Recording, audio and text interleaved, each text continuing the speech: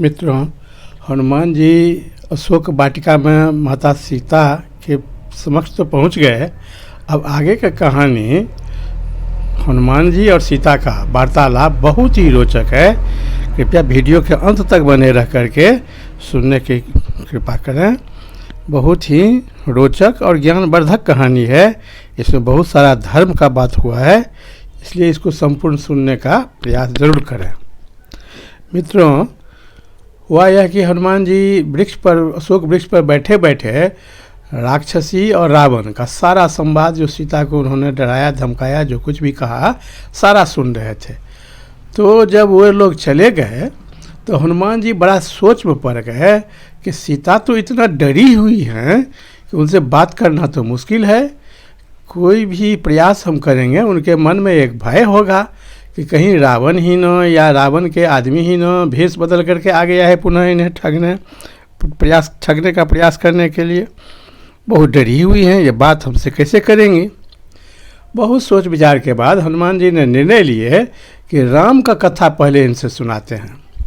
वो राम के जन्म से लेकर के संपूर्ण कथा, महाराज दशरथ का वर्णन, और उसके बाद राम का संपूर्ण कथा वृक्ष पर बैठे बैठे बहुत लघु रूप में थे, सुनाने लगे।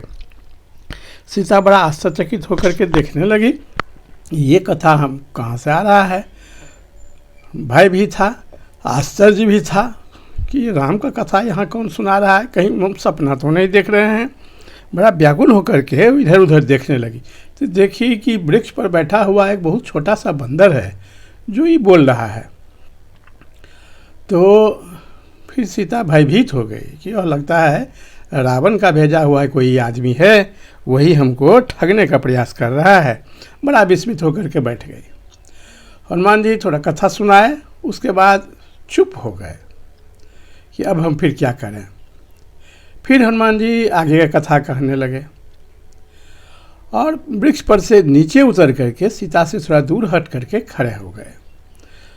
अब उनको देख करके सीता भयभीत हो गई, शंका में फंस गई, द्वंद्व में फंस गई कि ये राम का भेजा हुआ कोई हो सकता है या रावण का कोई है, या रावण ही भेष बदल करके आया है। वो तो बहुत विभिन्न प्रकार से प्रताड़ित करने का कोशिश करते रहता है।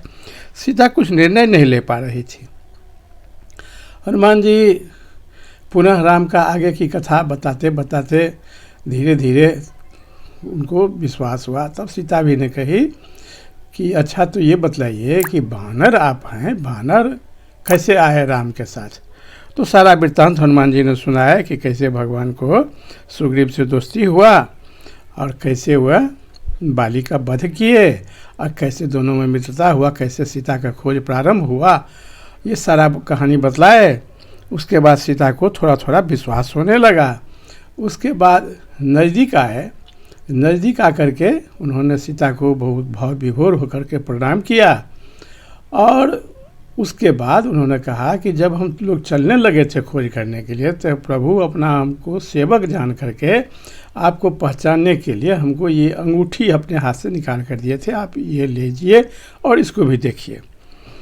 तो अंगूठी देख करके सीता थोड़ा सा आश्वस्त हो गई कि हाँ, ये सचमुच में राम के पास आया है, ये तो वही अंगूठी है जो भगवान राम के पास था और यही दे रहा है, तो सचमुच भी भगवान राम के पास से ही आया है।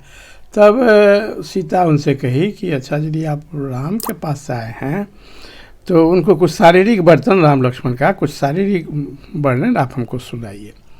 तो पूरा नख सिख संपूर्ण शरीर का वर्णन हनुमान जी सुना दिए कि उनके हाथ में ऐसे रखा है, तो पाँव में ऐसे रखा है, तो मुंह कान ऐसा है, तो संपूर्ण शरीर का वर्णन हनुमान जी सुना दिए।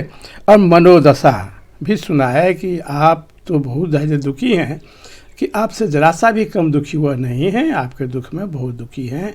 सारा स्थिति हनुमान जी वर्णन कर दिए। तब सीता को विश्वास हो गया कि सचमुच ये राम का भेजा हुआ ही है, सब कुछ सही सही बता रहा है।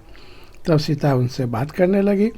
तब जब बहुत बात हुई, उसके बाद सीता कही कि अब हमको भरोसा नहीं है कि हमको उनका दर्शन होगा। 2 महीना का समय रावण दे गया है, 1 साल पूर्णे में 2 ही महीना बाकी है, और सूर्य से हमको कह रहा है कि 1 साल जब होगा तब तब तक अगर तुम मेरा बात नहीं मानती हो तो तुम्हारा वध कर दूंगा। तो इस बात से भी हम भयभीत हैं। तो ये जब भय की बात बतलाए तो हनुमान जी उनसे विनती किए कि माता तब आप ऐसा कीजिए कि आप हमारे पीठ पर बैठिए, हम आपको तुरंत लेकर के प्रभु के पास पहुंचा देते हैं। आपको लेकर के समुद्र पार होने में हमको कोई कठिनाई नहीं होगी, हम आपको तुरंत आसानी से पार कर देंगे। तब सीता पुनः बोलने लगी कि देखो, तुम्हारे साथ हम नहीं जा सकते हैं, इसका कई कारण है। तुम अपने पीठ पर हमको ले जाओगे, यहाँ तो हमेशा 24 घंटा राक्षसनी का पारा है, रावण को तुरंत खबर मिलेगा और तुमको राक्षस सब घेर लगा। आगे से ही जाकर के राक्षस लोग तो कहीं प्रकट हो जाता है, घेर लगा, रास्ते में ही समुद्र में ही युद्ध होने लगेगा। तो हम तो भयभीत होकर के गिर जाएंगे। हम गिर जाएंगे तो समुद्र में एक से एक जीव जंतु रहता है, हमको खा लेगा। या यदि तुमसे वह छीन लिया तो हमको जिंदा भी नहीं रहने देगा, तुरंत हमको मार देगा। हम तो डर जाएंगे। तीसरी बात, सबसे बड़ी जो बात है कि ये है कि जो हम किसी पर पुरुष का स्वेच्छा से स्पर्श कर लें, ये नारी धर्म के विरुद्ध बात है। हम नहीं कर सकते हैं, तुम्हारे साथ तुम्हारे पीठ पर हम नहीं बैठ सकते हैं।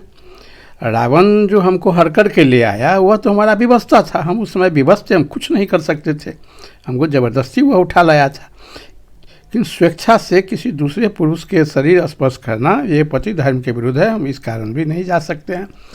और चौथी बात यह है जो सबसे महत्वपूर्ण है कि हम चाहते हैं कि रावण को वध करने का और उसके समूल विनाश करने का श्रेय प्रभु श्री राम को ही मिले, इसलिए भी हम नहीं जा सकते हैं तुम्हारे साथ। इसलिए तुम जाओ और भगवान से सारा बात कहो, जितना जल्दी हो सके उन लोगों को लेकर के तुम यहाँ पर आ जाओ, तुम इतना ही काम करो। तो ठीक है, हनुमान जी इसके लिए तैयार हो गए और कहे कि कोई अपना चिन्ह दीजिए, तो अपना चूड़ामणि निकाल करके दे दी। और उसके बाद हनुमान जी अब फिर आगे की कहानी शुरू होगी। अशोक वाटिका की बहुत बहुत धन्यवाद।